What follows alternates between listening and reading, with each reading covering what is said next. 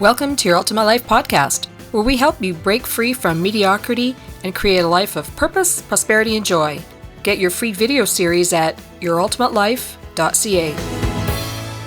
Hi there. Welcome to Your Ultimate Life.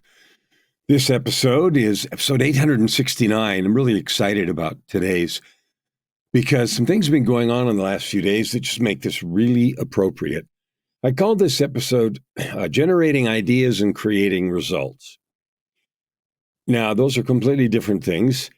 However, every result that we create started as an idea, unless it was an accident. And that even sometimes is a result of an idea. What if we try this? Oops. And so creating the ultimate life, we talked about that yesterday. Our last episode, I talked about why would you want to create an ideal life? And we discussed that thoroughly, and I hope that you've taken time to write down what you believe your ideal life is for you and why you'd want it. And in order to do that well, you're going to have to get past the initial sort of ideas. And here's what I mean. We all live busy and too busy, right? Unless you have intentionally structured your life. So you take a pause, a break, so you create time to think. Your life is too busy. Now, I have a friend, an acquaintance. I've been on some shows of hers, Kim, who's sometimes called the pause lady. And she's called that because she is trying to make a worldwide movement out of the idea of taking a pause. And there's so much value in that. We rush headlong into everything and then try to just make things work as we go. And the result of that, of course, is we're too busy. We have tons and tons of mistakes and redos and things that we've got to do over and over and over again. And that's not efficient. It's not fun. And it certainly doesn't lead to the idea of the ultimate life. Now, I've defined the ultimate life as purpose, prosperity, and joy, an abundance of all those. And I live there. I live with purpose every day. I have prosperity beyond my wildest dreams. And I have joy. My wife has joy, but there is joy every minute of my life, no matter what's going on. Now, this particular day, Joy's not feeling well. So that could be a drama. On top of that, I had a doctor's appointment. They called yesterday and canceled that. Doctor's out of office. So things happen, and those are small. Both of them are small. Joy's going to get better, and I rescheduled the appointment. But my point is just that stuff happens every single day that throws off your rhythm, your ideas, your focus. Maybe somebody gets hurt and suddenly you end up in the ER for 6 hours. Those things all happen. That doesn't prevent you or I from having a life you enjoy every day, even with all those disruptions. And so I want to say right up front in every episode, your ultimate life is available to you, however you define it. But if you don't define it, you won't have it. So I encourage you to define what would your ideal life look like? What would you get up to? What would you do? How would you create money? What would you do for joy? How would you add good to the world? Like if those things aren't present in front of you all the time, then they're just vague ideas floating out in the ether and they don't amount to much. So this is a conversation about defining what you want really, and then pulling them into your reality. Because everything that you want, every result, every possibility already exists somewhere. It's just a question of how do I pull it into my here and now? And there's always a path. There's always a way. If we learn anything from just the incredible advances around us in physical things like science and technology, we know there's always a way. We just haven't figured it out yet. So you can have your own life of ultimate joy. For me, purpose, prosperity, and joy. So today we're going to talk about generating ideas and creating results. Often, like I can think of two specific people right now, both of which I love, who speak in these terms. This is, we could do this, and then they wax poetic about a vision of possibility that goes down a certain trail. We could do this, and then this could happen, and this could happen, and we could this. And the generation of ideas and possibility is rapid. Sometimes the descriptions are vivid and powerful and really attractive. And so it's like, oh yeah, we could do that. We could create this and we could solve this big problem and that big problem. And these group would be helped and we could do this and that. And then after spending a few minutes or maybe half an hour or an hour exploring the amazing visionary possibilities, the ideation, right? The idea has been generated and spit out there into the universe. Fabulous. But that doesn't do anything yet. That is just a moment of ideation or even inspiration. If you have an idea and you talk about it for a minute and it feels terrible, not that. But often those ideas are so exciting and they feel like, oh, can't wait. Wow. And then life sets in. Oh, I'm late to a meeting. I've got to go pick up my kid from school, or, it's time to do dinner, or, oh, I've got a coaching call, or, oh, yeah, I've got to do these things. And then that idea just sort of floats out there and never grabs a hold of anything. How many times has that happened to you? Like a billion? And I hear it a lot. And the reason I hear it a lot is, as a coach, I'm always asking people, what do you want to create? And they hear that question, and everyone hears it the way they hear it, but often the answers sound like they hear it. If I just said things out loud about the coolest world I can imagine, what would that be? And that's fine, but that's only part one, or one half. The next part is, okay, how am I going to do that? And even before the how comes, I'm committed to make that happen. The value of an idea, however fantastic, only consists of two things. One, it paints a vivid picture. It's attractive. We look at it. We see it together, floating like a hologram. Oh, what an idea. What a thing. What an outcome. Look at how many people would be blessed and helped, and clean water and literacy and, getting rid of racial hatred or whatever, or solving all money problems, or creating a lot of cash, or an institute that does this or that. And so we look at that hologram and we say, wow, what a vision. That's just part one. And that's often where things end. Because then we jump right to step 3. And step 3 is, how do we do that? I don't know how to do it. Oh, wow, that would cost a lot of money, or we'd need a zillion influencers, or we'd need 50,000 people on board. I don't know how to reach those. Oh, is there some influencer we can piggyback on? I don't know. Who would that be? I don't know. Maybe this person, maybe that person. Oh, maybe we can get some Hollywood celeb or political person. Yeah, maybe. And those just sort of add on to the ideation. And they come in the part where we say, how do we do that? And we've skipped a really important step. The step after the moment of inspiration. Oh, there it is. The step after that is a commitment.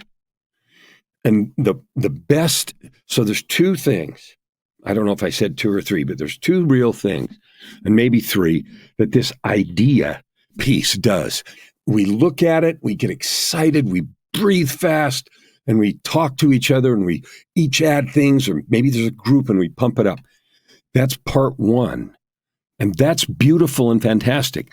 And then we jump to part 3, like I said, which is how, and then we get stuck. We've missed part 2.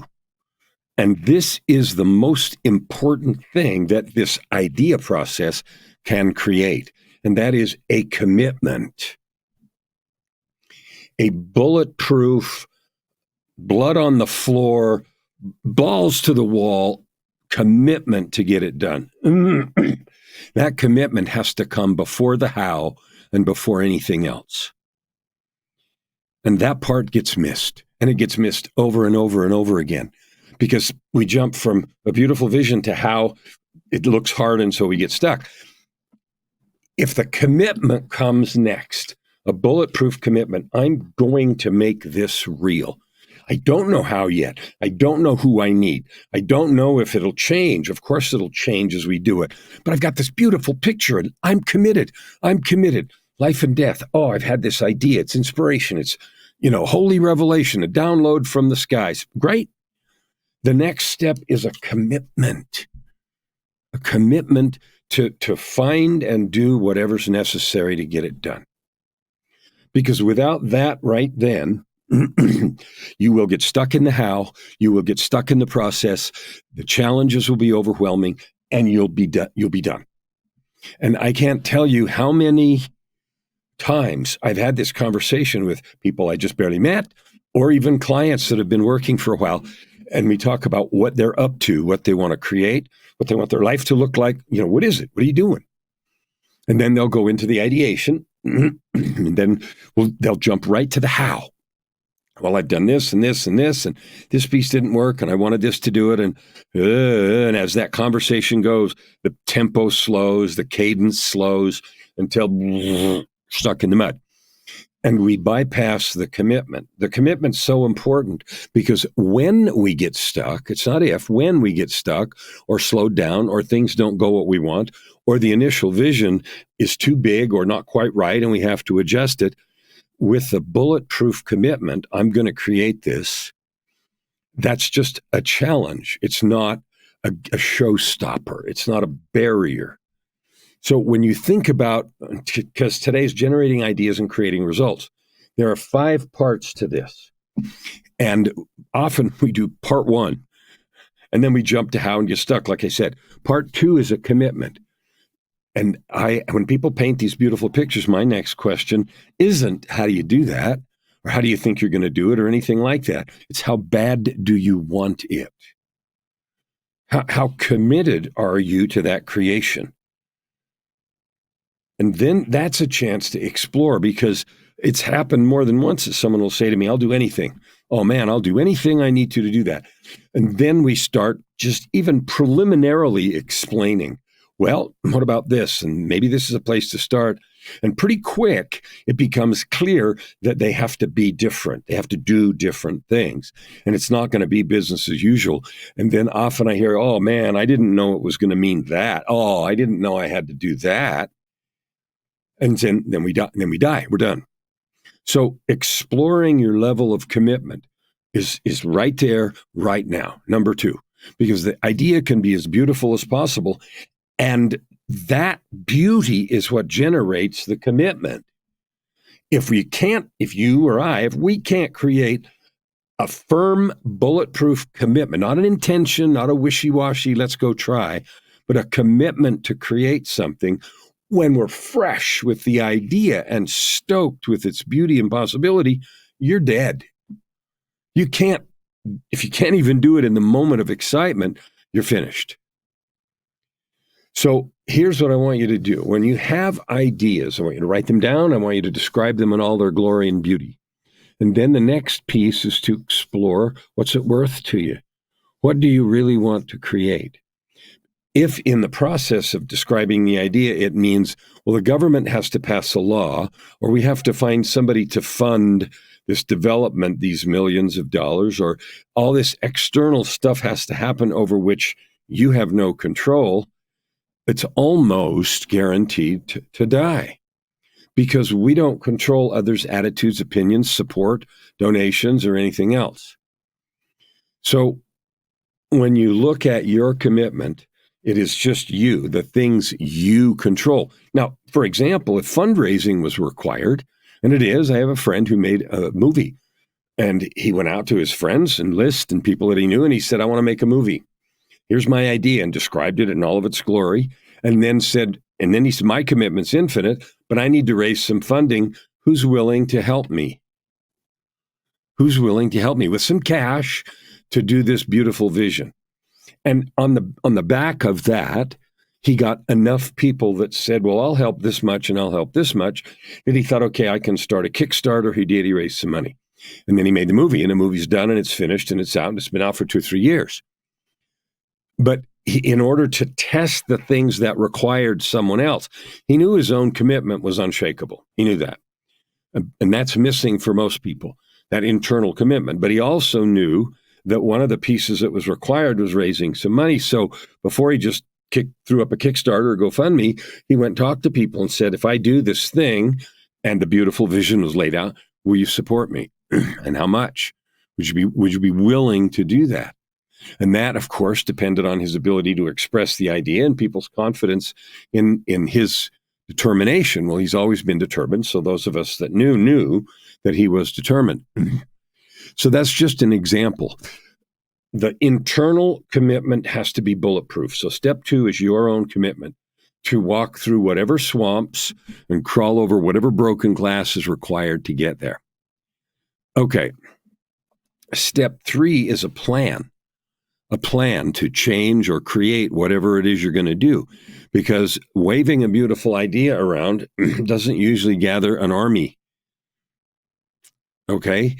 We have to have some kind of a plan. Your day is full right now. If you're going to take on any kind of a project, say you're going to write a book, you need to talk to someone who's written a book. You need to figure out what the process is, when you want it done, and figure out if you're willing to put in the time, or if you're going to hire a ghostwriter, $15,000 or $20,000. I know some ghostwriters are $200,000, but at least $15,000 or $20,000 to hire a ghostwriter, or time to write it yourself. And if you say, I want to write a book, and you don't say, my commitment is infinite, I'm willing to set aside 100 hours over the next 6 months, and then go put it in your calendar, 52-hour blocks, 2 a week for the next 26 weeks. Okay, then you can see and measure your commitment, and you have a plan to create. So that's the part about generating results, right? You have to, the idea is beautiful, and I encourage them, and then don't let them die. If you have an idea for your own business, for a product, for a service, for fixing the world, fixing illiteracy or hate, or even some in your neighborhood or your town or your family, or getting people connected across generations. I know someone right now that's working on a project for generational interconnectedness. And she's talking about having youngsters have exciting experiences with their grandparents about old pieces of life and stories and things back in the day, and, creating some video and excitement around that. And that's a beautiful idea, and the outcome would be spectacular. Closer connections between generations, peace, harmony, understanding. What a fabulous thing, but nothing's going to happen without a personal internal commitment. Somebody's got to drive this boat. Somebody has to say, this is mine. I'm taking it to the finish line no matter what, no matter how many dances I got to do, no matter how many times I got to ask, right? And then there's a plan. So what will that plan take? I'd like to have the first thing done by a month, 2 months, 3 months. And I want this to be a 1 year, 2 year, 5 year, 10 year plan. Then none of that matters, but it is a plan. And what's missing so often is a willingness to sit down and plan. Now, if you don't know how to plan, then get a coach. Get somebody that's done it. It's like I said with the book. One of the things I love to do is help people tell their stories, write their books, take the experiences of their life and turn it into something valuable to share. You can do that. You want me to help you write your book? Get a hold of me. I've written 19. I can help you.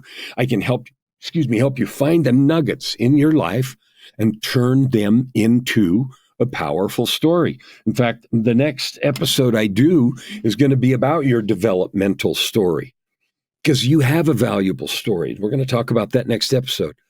But anyway, so your plan to create is number 3. Like, what is the plan? And it can't be just, well, I'll just do it the best I can. Or what you're saying is, I'm going to try to fit a little time in here and there. I'm going to hope that works. I'm going to hope I stay energized. And then I'm going to hope it works out. It'll never happen. It will never happen.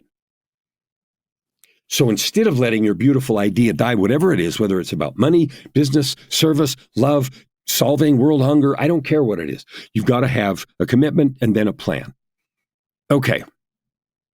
Step 4, after you have a plan and you look at it and you believe it and you've put it in your calendar and you've talked to some people to try to get external resources if that's possible, and you've got some commitments, not a lot of maybes, you've got some commitments for people. And if people won't commit to things that you can't do, not even, a little, then you haven't explained it well enough, or your idea isn't powerful. I mean, this is not complicated. If your idea is powerful, then you have to be able to explain it. Now, any of these things that I'm talking about, this is where I live. I live in helping people turn their ideas for business, for products, for books, for anything into reality to get them over the finish line so they're real in the world.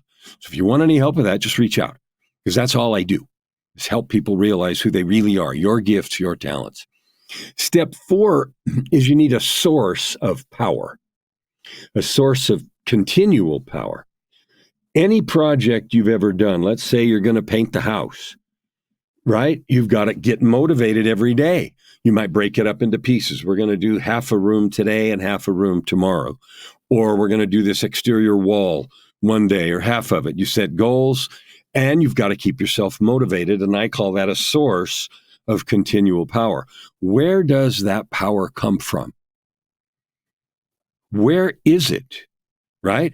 You know it exists because people all around you, and maybe you've done amazing things and created stuff, but you know it takes power. We might call it willpower. It might be physical energy, depending on what the project is. If you're doing work outside, it takes a source of continual power, because one great blast won't get you over the finish line. I always think about teaching piano, which I started teaching when I was 17. And I quit when I was about 57, about 10 years ago. So I taught piano for 40 years. And what I noticed is students that practiced consistently every day for 30, 40 minutes did way better than if they, did 3 hours on a couple of weekend days, even though the minutes were more. The regularity, the consistency of the application made a difference. So if you have a dream and you have an absolute commitment and you've made a plan, your source of continual power is the answer to this question. What is it that will make me remember how I felt when I had this idea? What is it that will make me viscerally and powerfully remember the commitment I made in the wake of the idea, the thought? So I had an idea and I pounded the table, I'm going to do this thing. How do I recreate that feeling? So let's talk about that for a minute. I can tell you how I do it, because it's absolutely required in my business. It's required in my life. My commitment is to help 250 million of you realize who you really are, and then to create whatever your brilliant ideas, your divine capabilities, your businesses you want to create, things you want to do, to help you bring those into the world. That's all I do, 250 million. But I can tell you it takes effort every single day. And so what is it that creates that power? Well, I'll tell you what I do. I have a morning creation process. I've talked about this before. Call it a morning ritual, a morning routine. And it is very specific. It doesn't do the same things every day, but it covers the areas of motivation, my spiritual base. Because any big project like that for me is based in adding good to the world and doing good and serving you and loving you and bringing success and peace and focus and getting rid of mediocrity, that sort of stuff. So all of my goals are based on that, all of my products and services and everything I do. So that's why spiritual is first for me. And then there's a physical component to my daily warm-up. Think of it as your daily warm-up. And then there's a relationship, I call it emotional part, where I work on certain relationships every day, not the same ones.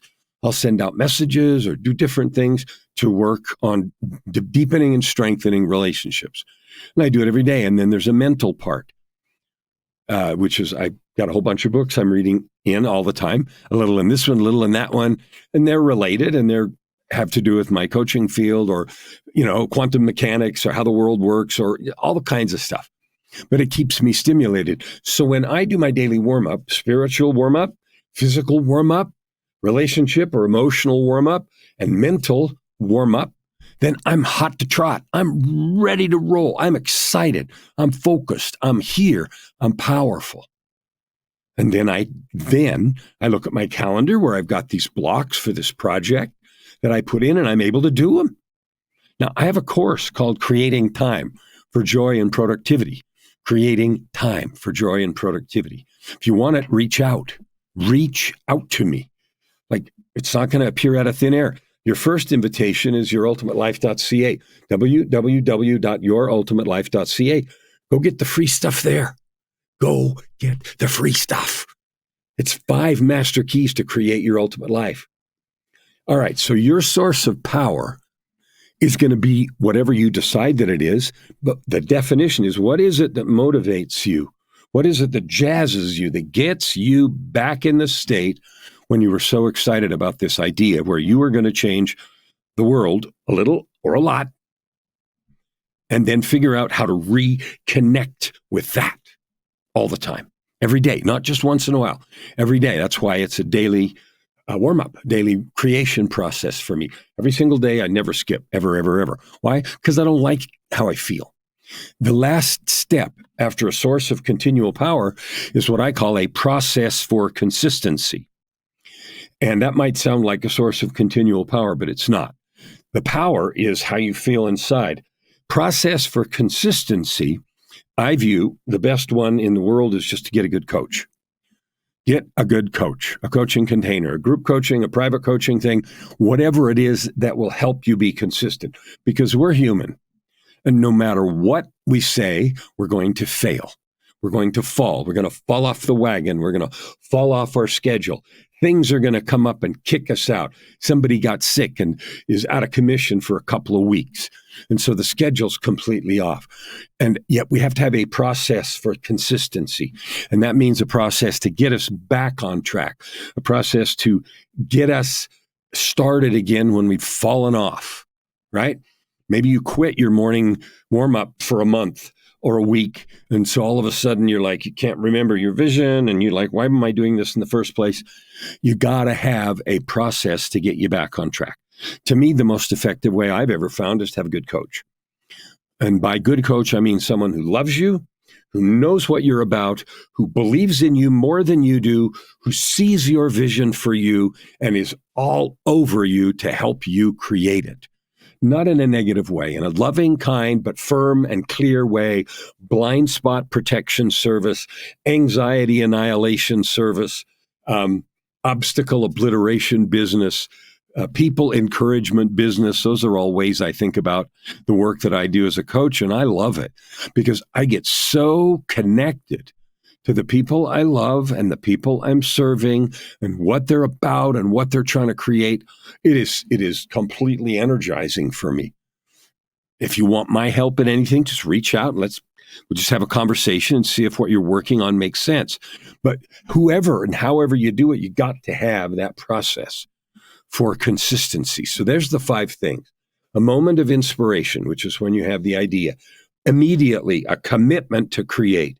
A plan to change what you're doing or to bring into the world what you said. So plan, essentially. Commitment to create and then a plan to get it done. 4th, you need a source of continual power or putting yourself back in the state when you were so excited. So your commitment is renewed all the time. And then you need a process for consistency.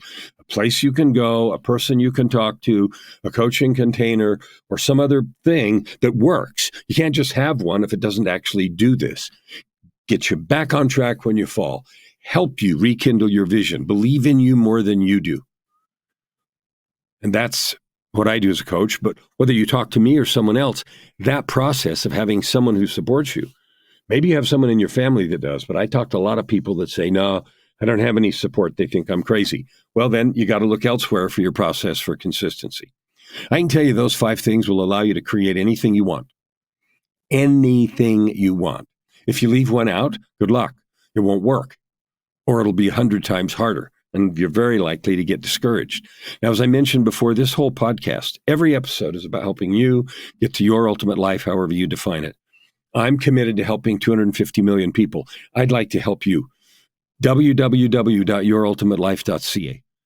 There's some free stuff. Reach out, connect with me on social, and let's talk about your dreams, about your impossible dreams, about the things you want to bring in the world, about the things your heart sings about that you barely just dare describe to yourself. Let's get those in the world because those yearnings are where you and I make the most difference. I believe in you. I love you. You are capable. And the world needs your gifts. I need them. I want to see what you have in your heart and mind and love. I invite you with all my heart to start right now. The best time is right this minute. And I know from my own experience and from everything I've done and clients I've helped, there's nothing in your way except what you allow to be there. So start now, make that commitment. Let me help you if you want, and let's get you living your ultimate life. Open your heart and this time around, stand. Thank you for listening to today's episode. We hope that you take it deeply into your heart and decide for yourself how you can create anything you desire. If you like what you heard, please subscribe to this podcast and share it with your friends. As always, we'd love to hear your feedback and topic suggestions. Until tomorrow, this is Your Ultimate Life with host Kellen Flukiger. Stand with your heart in the sky and your feet on